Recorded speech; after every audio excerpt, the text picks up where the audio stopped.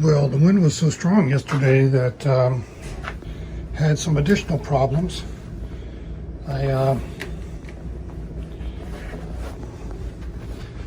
It actually blew a tree down across the entrance to our neighborhood, and in process not only blocked the entrance, but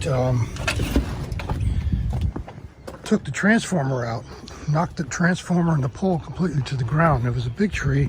It looked like perhaps a microburst had come along and just twisted it and knocked it over. It was really pretty extraordinary.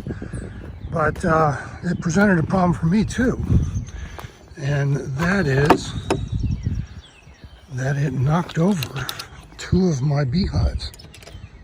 Now, fortunately, those beehives were empty at the time. I'm expecting the bees for those hives in a few days.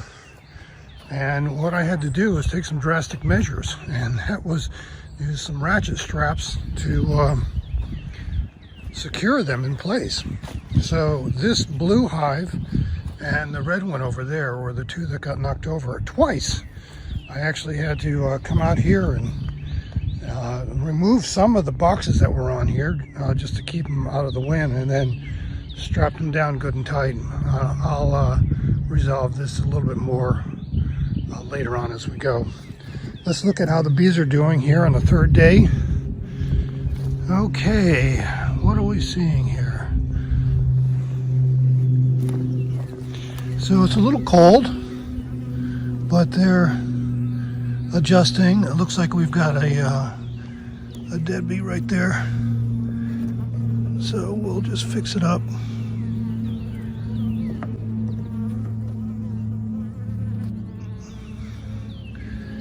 And I would expect some die-off at this point. I do see some more of this wax. So they are going about cleaning out the hive of the old wax that I had put in it to feed them originally.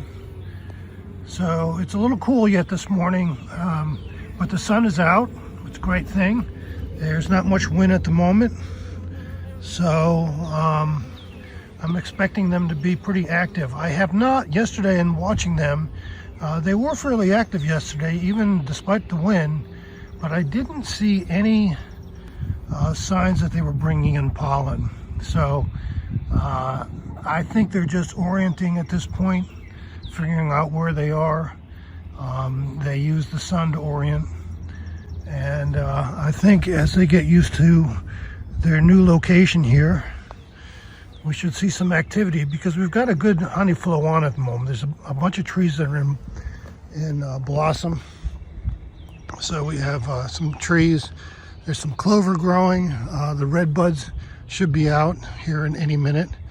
Oh, and there's my goose. So while I have you here, we've had this goose that's come here every year for at least 10 years.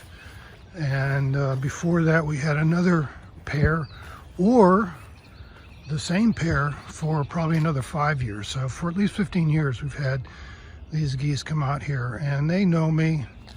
Right now, the Mother Goose, this is the gander, and the Mother Goose is actually, so I was showing you a gander that was on the pond, and here is Mother Goose. I had a tree fall on the top of the woodshed a couple years ago. Water got underneath and sort of rotted out the wood and left a depression in the roof of the woodshed. So my intention was 2 years ago to repair it in the spring, but before I could get up there, Mother Goose found that it was a handy place to be away from predators and a safe place up in the air. And she's now, this is her second season laying here on her nest. So we've counted 5, maybe 6 eggs under her. She gets off from time to time. Often she comes looking for a handout at my sliding glass door outside my office. But she's quite content to sit there.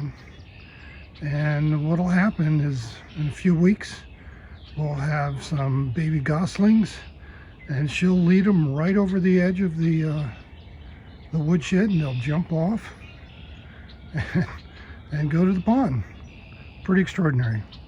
Nature's a wonderful thing, and I'm just thrilled by how God has put it all together.